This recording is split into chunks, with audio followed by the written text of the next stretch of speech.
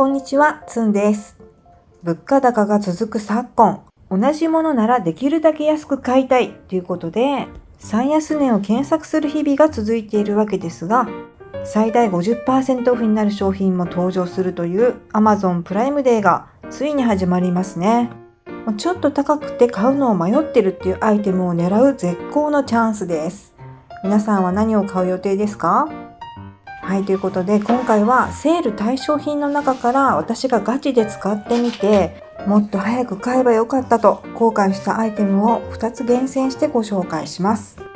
前半は食材の鮮度が驚くほど長持ちして無駄をゼロにしてくれる真空保存容器。後半は閲覧注意な汚れが一気に取れる秘密兵器です。どちらも私のおすすめをまとめた Amazon ストアページに載せているので、ぜひ概要欄のリンクから覗いてみてください。はい、まずはこちら。食材の鮮度を5倍も長持ちさせるというバクエンの真空保存容器。8点セットは口コミ数がおよそ1400、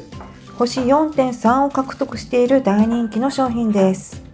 前に料理研究家の方が愛用しているのを見て、実はずっと気になってたんですよね。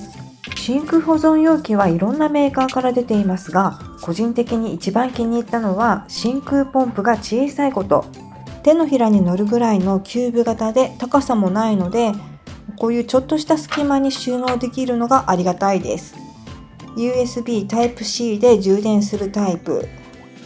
容器の方はプラスチック製でかなりしっかり厚みがありますが、ガラスよりも圧倒的に軽いのが大きなメリットです。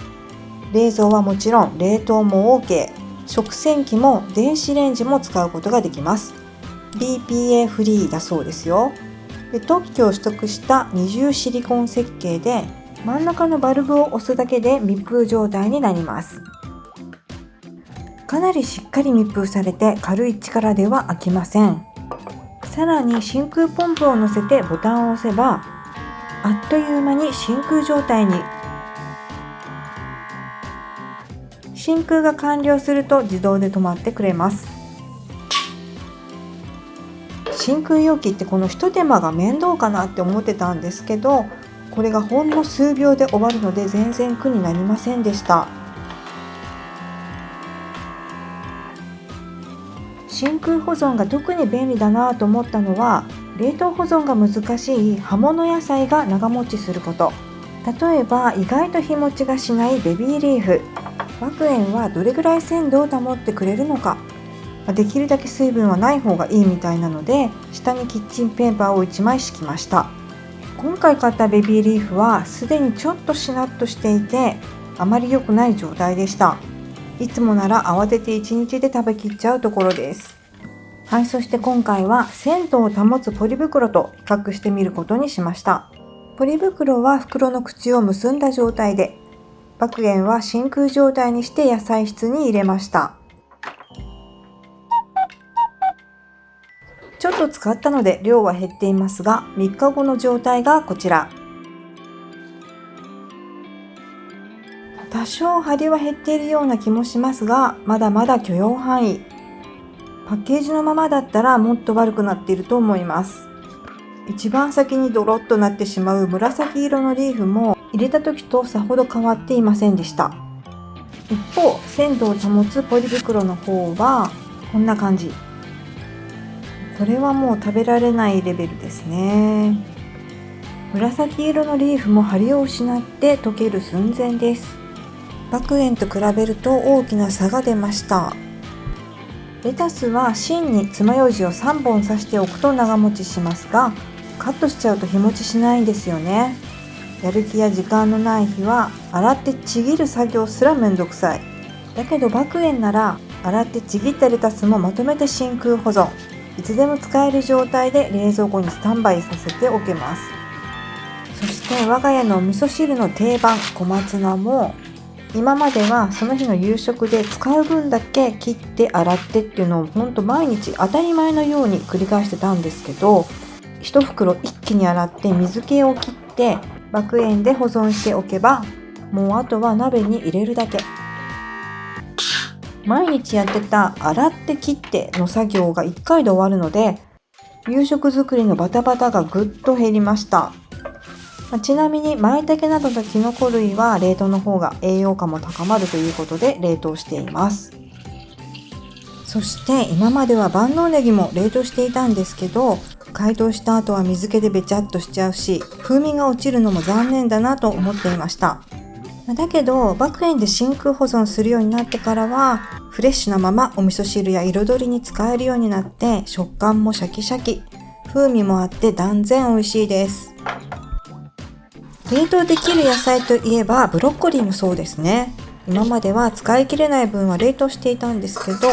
レンチン解凍は食感が残念になることが多かったです。はい、ということで茹でてしっかり水気を切ってから爆炎で真空保存。茹でたて食感のまま保存できるのが嬉しいです。食べきる目安は1週間くらいだそうですが、この時は後日炒め物で使い切りました。もし食べきれなければ容器のまま冷凍保存することもできます。玉ねぎもまとめて皮を剥いて真空保存しておけば、使うたびに皮を剥く手間や毎回汚れたまな板を洗う煩わしさから完全解放。ちょっとだけサラダに入れたいなと思っても、この皮を剥くのが面倒でやめたことが何度もありました。すぐに使える状態で保存できるので、ちょっとだけ使いたい時のハードルがぐっと下がりました。サラダに付け合わせにお弁当に、あると便利なミニトマトもヘタを取って洗って水気を拭いて真空保存しておけば、あとは食べたい時に冷蔵庫から出すだけ。真空でより長持ちするということで、今までよりも多く保存しておいても良さそうです。はい、そしてもやしも日持ちしない野菜の一つですよね。水につけて保存すると長持ちしますが、真空ならさらに鮮度をキープしたまま保存できます。しっかり密封されているので、冷蔵庫の中で水がこぼれる心配もありません。はい、ここまでは野菜の下ごしらえで紹介しましたが、中途半端に余った野菜をまとめて入れるのも便利でした。鮮度が保たれるのはもちろん、ラップの節約にもなるし、ゴミも出ないと一石二鳥。冷蔵庫の中で行方不明になったり、干からびた状態で発見されるなんてこともなくなります。ただ一緒に保存しない方がいい野菜もあるので、そこだけお気をつけください。はい、そして真空保存は浸透圧が高まるので、漬け込み系にも大活躍します。今回は鶏胸肉でバーベキューチキンを作ってみました。爆炎に直接調味料を入れて混ぜ合わせます。お肉を入れて少し揉み込んでから真空して冷蔵庫へ。他の料理を作っている間だけ冷蔵庫に入れていたんですが、しっかり味が染み込んで柔らかく仕上がっていました。漬け込み時間が短くて済むのは助かりますよね。他にも漬物やフレンチトーストを作るのにも便利です。私は今まで作り置きなんてほとんどしたことがないんですけど、今回はキャロットラペと漬物を作って保存してみました。爆炎を使い始めたことで、毎日のご飯作りに時間と心の余裕ができて、料理に対する意識も少し変わったなぁと感じています。野菜室の見た目もすっきり整って、なんかまるで意識が高い人みたいな冷蔵庫になりました。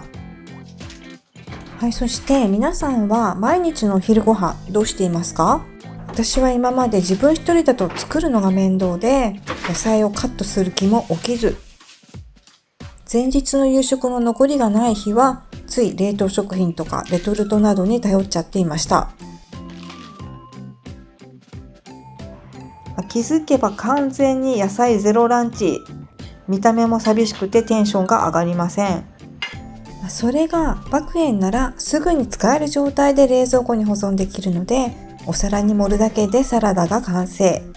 見た目も鮮やかだし、野菜を取れてるっていう安心感もあって、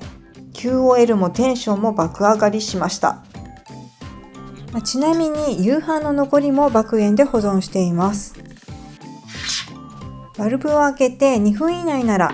電子レンジで温めることができます。爆炎は生野菜や作り置きだけじゃなくて、例えば粉物やお菓子、セットのドライフードなどなど、湿気や虫が心配な食材の保存にも便利です。サイズも豊富に揃っているので用途によって選ぶことができます。ちなみに今回私が使ったのは8点セット、そして5点セットの2商品ですが、他にもいろんなセットがあります。Amazon プライムデーなら特別価格で購入できるので、気になった方はぜひチェックしてみてください。はい、そして使った後は食洗機にお任せ。蓋やパッキンも OK。まるっと全部食洗機で洗えるのは本当に助かります。夕食後はキッチンリセット。キッチンは目に入るので毎日必ずリセットしているんですが、実は見えない場所ゆえに長年掃除をしていないところがありまして、今回はずっと気になっていたお風呂場のあの場所の汚れを秘密兵器で一網打尽にしていきたいと思います。はい、それがこちら。プロ仕様の風呂釜洗浄剤、お掃除専科ジャブジャブクリーン。口コミ数は900件を超えていて、星も 4.3 の大人気商品です。口コミの画像ではね、ほんと信じられないぐらいの汚れが取れていて、うちもこれぐらい汚れているのではと不安になりました。中には洗浄カップと設置用の吸盤、洗剤が2種類とかき混ぜる棒が入っていました。1箱に2回分入っています。はい、そしてこちらが我が家のお風呂。築15年の一般的なマンションのユニットバスです。では早速使ってみます。まずはバスタブにお水を張りつつ、洗浄カップに吸盤をセットしてスタンバイ。そして循環口の蓋を外してブラシで掃除しておきます。このお湯が出てくる配管の中は昔違う洗浄剤で洗ったことがあるんですけど、その時は大して汚れが出てこなかったんですよね。うちは追い焚き機能をほとんど使わないので汚れてないのかなと思ってお恥ずかしながらもう何年も掃除をしていません。はい、そして循環口から3センチ以上上まで水が溜まったら洗浄ケースを吸盤で取り付けます。次に設定温度を最高温度に変更します。通常は48度ぐらいだそうで、うちの給湯器も48度が最高でした。で、追い焚きボタンを押してから洗浄カップに A 剤を投入。棒でかき混ぜたらカップの中のお湯が鮮やかなブルーになりました。このまま追い焚きが終わるまで10分ぐらい放置します。はい、10分経ったら再び追い焚きボタンを押して今度は B 剤を少しずつ投入します。そうすると A 剤と激しく反応して追い焚きとともに勢いよくお湯が流れ始めました。すいません、ここから先衝撃的な汚れの映像が流れます。苦手な方は14分52秒までスキップしてください。汚れ出てこないなと思った矢先、思わず声が出てしまいました。もう嘘でしょって信じられないってぐらいの汚れが吹き出してほんとびっくりしましたね。しばらく唖然としてフリーズしちゃいました。はい、そして B 剤をすべて投入したら追い焚きが終わるまで10分ぐらい放置します。お風呂のお湯はもう何とも言えない色になっています。まさかこんなに汚れが出てくるとは思わず、ずっと放置して毎日お風呂に入っていたかと思うとちょっとゾッとしました。他の洗浄剤ではこんなに汚れが出たことはなかったので、ジャブジャブクリーンは本当に強力なんだなと思いました。はい、追い焚きが終わったら汚れたお湯を排水して洗浄カップを取り外します。カップは2回目にも使うのできれいに洗って保管しておきます。バスタブの中もスポンジなどできれいに洗い流したら、今度は給湯器を最低温度に設定して自動湯張りをスタート。この時まだお湯のせんはしません。まず配管の中に残ったお水が出てくるのを見届けて、数分後完全にきれいなお湯に変わったのを確認してから栓をしてお湯をためていきます。で、お湯が溜まったら再び最高温度にして追い焚き。ここでまだ汚れが出る場合は出なくなるまで同じ手順を繰り返します。うちは幸い1回の追い焚きで汚れが出なくなったので、これで終了としました。目に見えて汚れが取れると気分もすっきりしますね。長いこと風呂釜掃除をしていない方はぜひ試してみてください。はい、で今回紹介した商品は私の Amazon ストアページにも掲載しています。Amazon プライムデーならいつもよりお得に購入できるので、概要欄のリンクからぜひチェックしてみてください。最後までご視聴ありがとうございました。それではまた次の動画でお会いしましょう。